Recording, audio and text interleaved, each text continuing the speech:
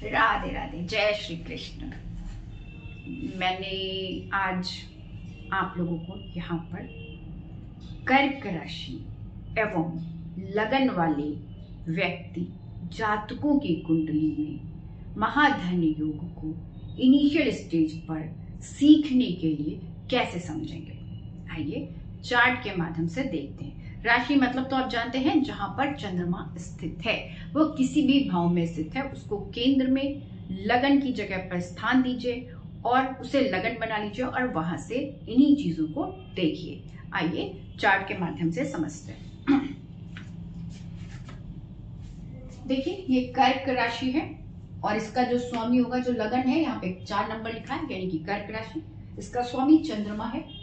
अब इस चंद्रमा का संबंध जब द्वितीय, यहाँ पर कौन कौन से भाव, धन भाव है और लक्ष्मी स्थान है, द्वितीय भाव, पंचम भाव, नवम भाव और एकादश भाव। अब जब इनका आपस में संबंध होगा और जब इसके साथ आपस में संबंध होगा, दोनों ही से ही प्रबल धन योग बनेगा। आइए इसको समझते हैं। चंद्रमा यहाँ का स्वामी हो जाता है, उसका संबंध जब द्वितीय भाव के स्वामी, द्वितीय भाव में सिंह राशि है और उसका स्वामी सूर्य हो जाता है, तो उसके साथ संबंध बनता है तो धन योग बनता है। अब इसको ये धन, ये जो संबंध है वो तीनों तरीके से हो सकता है, PAC यानी कि प्लेसमेंट के थ्रू, एस्पेक्ट के थ्रू या फिर युति के थ्रू। युति के थ्रू यानी कि सूर्य यहीं पर चंद्रमा के साथ स्थित हो जाए तो ये युति संबंध है। साथ ही साथ यदि सूर्य द्वितीय भाव के स्थान का स्वामी लगन में बैठ जाए और चंद्रमा यहाँ बैठ जाए तो ये स्थिति है, प्लेस है, तो यहाँ पर भी धन योग बनाएगा। इसी प्रकार से मान लीजिए यहाँ पर चंद्रमा स्थित हो और यहाँ पर सूर्य स्थित हो, तो एक दूसरे से आपस में सम सप्तम दृष्टि से एक दूसरे को देखते हैं, तब भी यह धन योग महाधन योग में परिवर्तित हो जाएगा। आइए बाकी समझते हैं आगे। फिर इसी चंद्रमा का जब संबंध मंगल पंचम भाव के स्वामी के साथ होता है तो भी ये महाधन योग बनेगा। उसमें भी यही चीज होगी कि मंगल और चंद्रमा मान लीजिए यहाँ पर स्थित हो जाए या यहाँ पर स्थित हो जाए या चंद्रमा यहाँ पर स्थित हो जाए, प्लेसमेंट हो जाए तो प्लेस के थ्रू, और अगर वो युति बना करके कहीं पर भी स्थित हो जाए तो भी, और दृष्टि संबंध कहीं से भी स्थित होकर के हो जाए, यानी मान लीजिए चंद्रमा यहाँ पर स्थित हो और मंगल यहाँ पर स्थित हो और एक दूसरे को देख रहे हो तो भी ये संबंध बनेगा।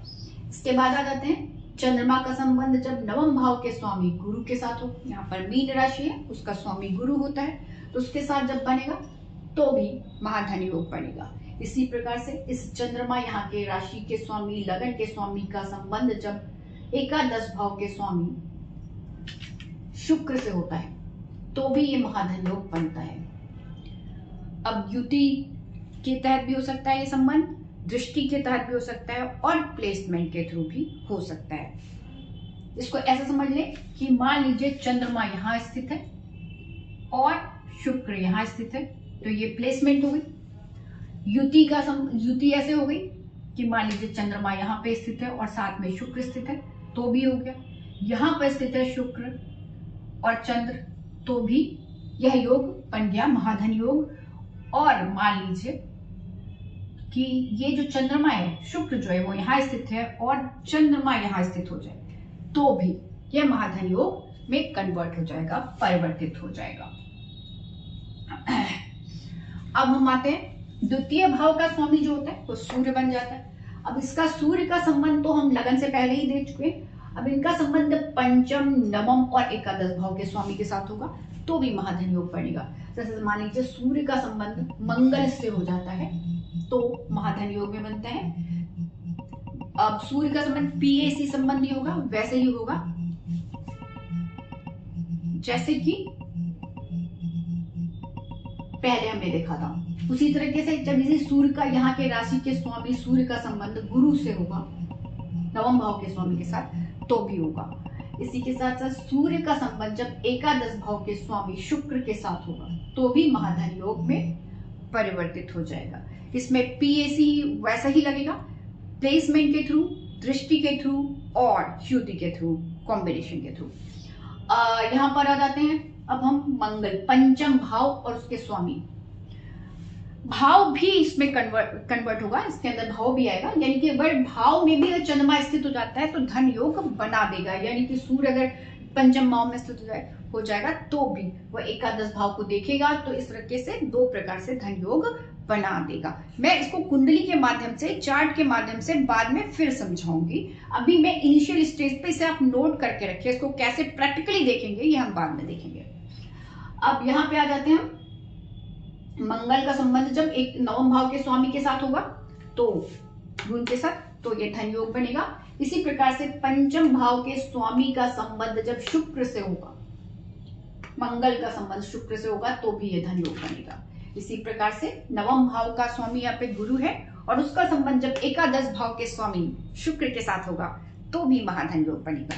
और ये जो संबंध का मतलब P A और C है, प्लेसमेंट के थ्रू, यानी कि स्थिति हो, स्थिति